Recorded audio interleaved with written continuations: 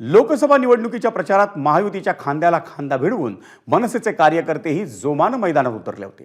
पण केंद्रात भाजपचं सरकार स्थापन झालं आणि नरेंद्र मोदी यांच्यासह अनेक मंत्र्यांनी शपथ घेतली आणि त्याच सोहळ्यात राज ठाकरे शोधूनही दिसले नाहीत. त्यामुळे आता वेगळीच चर्चा रंगल्याचं पाहायला मिळतंय.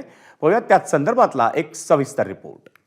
नरेंद्र मोदींसाठी बिनशर्त पाठिंबा देत आहे हे मी आज आपल्यासमोर जाहीर करतो.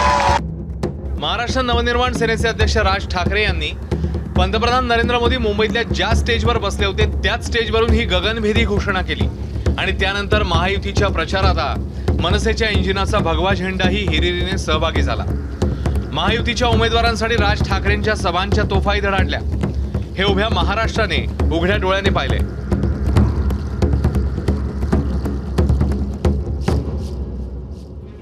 मात्र महाराष्ट्राच्या भुवयात तेव्हा उंचावल्या जेव्हा नरेंद्र मोदी यांच्या सरकारचा दिल्लीमध्ये भव्य दिव्य शपथविधी सोहळा पार पडला. तेव्हा भारतातील अनेक पक्षांचे दिग्गज नेते, देशातले अनेक प्रसिद्ध उद्योगपती आणि हिंदी मराठी सेलिब्रिटींची मांदियाळी, इतकंच काय तर तब्बल 7 देशांचे प्रमुख या सोहळ्यामध्ये लक्ष वेधून घेत होते. मात्र या सगळ्या गर्दीमध्ये दिसत नव्हते ते राज ठाकरे. हो, तेच राज ठाकरे ज्यांनी पंतप्रधान मोदींना बिनशर्त पाठिंबा दिलाय. साहेबांना निमंत्रण आले की नाही तेच चांगल्या प्रकारे सांगू शकतात. मला कल्पना त्या गोष्टीची. त्यांचा मला फोन आला होता, मी त्यांना सांगितलं, पण साहेबांचं परस्पर बोलणं झालं असेल तर त्याची मला कल्पना नाही. संपूर्ण निवडणुकीत राज ठाकरेंनी महायुतीची बाजू मोठ्या ताकदीने लावून धरली. मनसे कार्यकर्त्यांचे जथ्थेच्या जथ्थे महायुतीच्या प्रचारात सहभागी झाले. प्रचाराचा अक्षरशः धुराळा उडवला.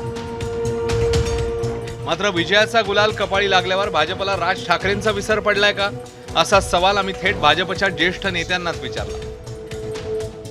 नांदगावकरजी असं म्हणाले की आम्हाला निमंत्रण आलं नाही, तर निश्चितपणे हे वरिष्ठांच्या कानावर मी टाकेन.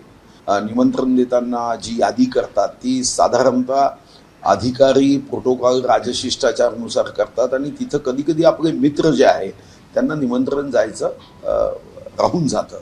विसर पडायचं काही कारण नाही. माझ्या माहितीप्रमाणे निमंत्रण दिलं होतं. आता काय कसं मला डिटेल माहीत नाही. नीट माहिती घेऊनच यावर मी तपशीलवार भाष्य करू शकेन.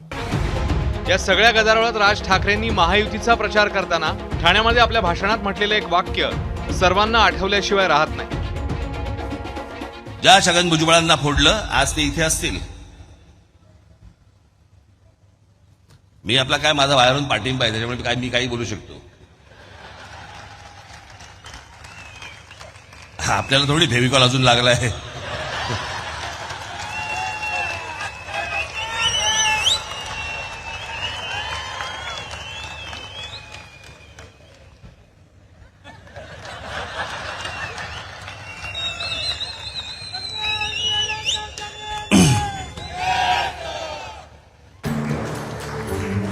भाजप हा पक्ष मित्रपक्षांची मदत घेतो आणि वापर झाला की त्यांना विसरून जातो, अशी टीका भाजपवर अनेकांनी केली.